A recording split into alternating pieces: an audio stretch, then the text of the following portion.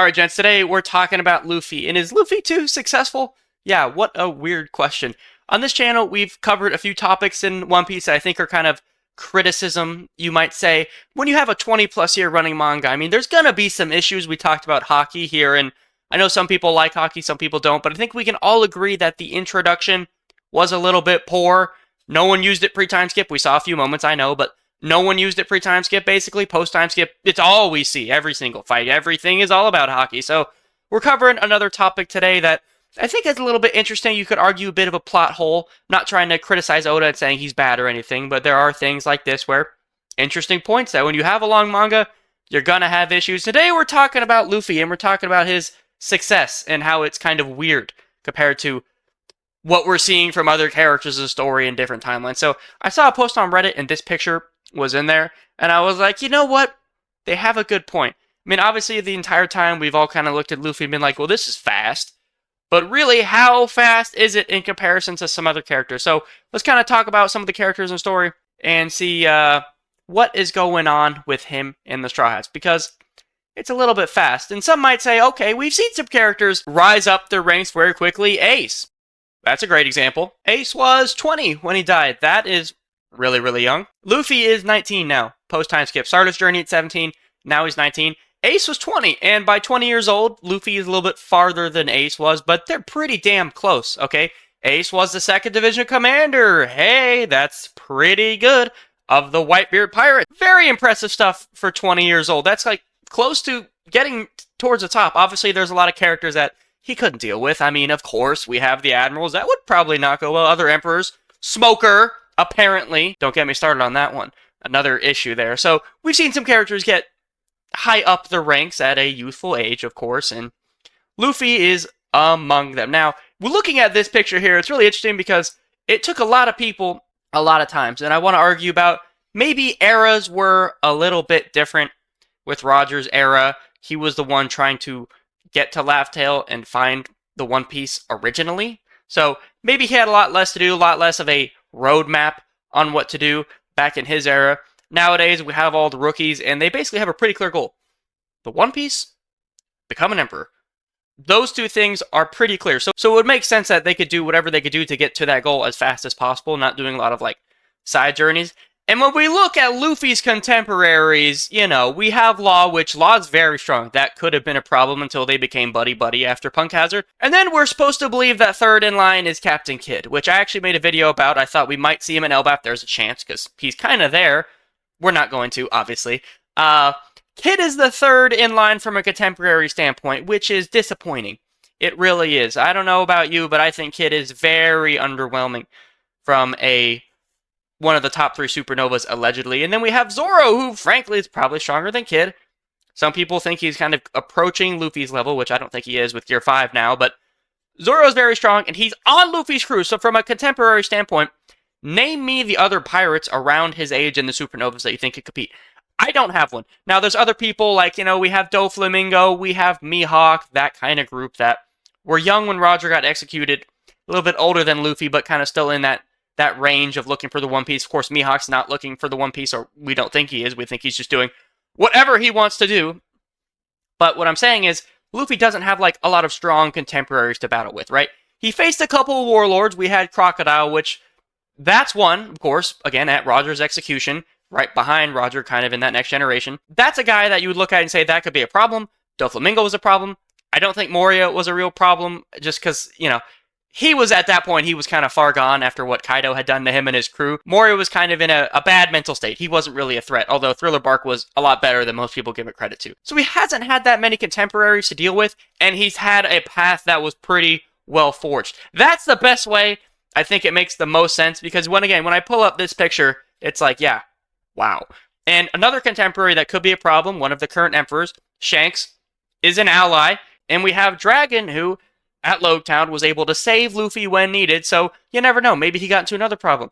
He would get saved. Also, Luffy has plot armor. The biggest thing I haven't touched yet at all is Luffy has plot armor. He gets defeated by Crocodile not once, but twice before actually beating him, and of course gets saved by Robin, so stuff kind of happens for him. When you're the main character of a shonen manga, stuff tends to happen for you in the right direction. There might be some bumps in the road, but eventually stuff ends up working out. But at the end of the day, there are a few moments where you look at it and you go, the story should have ended. I mean, i.e., Alabasta with Crocodile.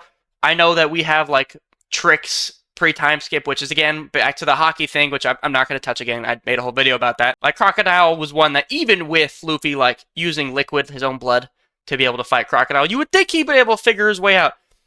And then we kind of up the stakes a little bit. I know we had the training arc halfway through. We get to the new world and we're like, okay, you know, Fishman Islands, whatever. We do some things. Doflamingo, that's a tough one for me as well. But then we get to Whole Cake Island. I'm like, really? We're just going to go into the middle of Big Mom's territory and just manage to get in and get out without Gear 5, which is something that is kind of questionable, but I'll take it.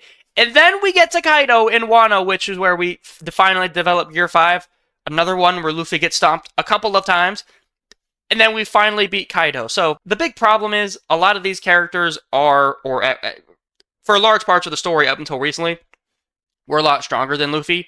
Luffy was been punching up like this entire time until we're at a point right now, and I'm currently recording this right before 1179 comes out. So I'm not gonna, if you haven't like caught up to like current stuff, I might want to click off here. We're now at that point where, okay, like how many more characters can we look at and say Luffy's punching up to? I don't know if there's any. Like Prime Whitebeard, Prime Roger, maybe, but currently in the story, like, who is the character that Luffy should be like, I cannot beat that guy at all? I mean, Shanks might be stronger, but he's an ally at the moment. Emu, of course, is the big one. Loki is a big question mark. How strong is Loki? We think he's an absolute top tier. I mean, Emu said himself that, like, this is gonna divide the world if us three fight. I think he was more referring to the Devil Fruits because Emu's whole thing is like, he was clearly around in the Void Century, so he's seen potentially this happen before with those two Devil Fruits, Luffy's fruit and then Loki's Needhogger fruit. Emu, okay, we don't really know fully what's going on. Now with this next chapter, we might have some new information about what's happening, but we really don't have any characters outside of Emu potentially that, I mean, who are we looking at to say that Luffy cannot beat him? Blackbeard? That is another one where that's the other contemporary. I should have mentioned, I can't believe it slipped my tongue. That's the one contemporary, and he probably would have gotten wiped out by Blackbeard. If it wasn't for Ace on, I think it was Bonaro Island, Ace just like takes the bullet for him. He's like, yeah, that's my kid brother, you idiot. I'm not going to join your crew. And then they fight. Ace gets sacrificed. And then in another world, like, Luffy takes the L right there, and we see Luffy on the scaffold. Now, in that scenario, doesn't Marineford still happen? Because the question is, do the Marines view Luffy as important enough to execute? And say the answer is yes. We get to the scaffold. Do the Whitebeard pirates come? And I think the answer is yes. Because Ace is going to say, look, I'm going to Marineford to save my brother. And Whitebeard's going to be like, no, you idiot. That's not going to work. And Ace is going to say, guess what? I don't care. Whitebeard's going to say, all right, I cannot let one of my family die. So he's going to go with him to Marineford. I think that's how that would literally go. I don't think, like, the fleets that were with them, those other captains, I don't think they would join. But I do think Whitebeard and his whole crew would still show up. So I think that would happen. In essence, just kind of summarize here, we went off on a few tangents. Luffy had some guidance, okay? The One Piece is already, like, right there in front of him. Sure, Kaido and Big Mom have also had that, but they've kind of had, like, these stalemates. He's had plot armor, which, again, I probably should have started with. That is the biggest one, because there are some moments where he should not have made it out.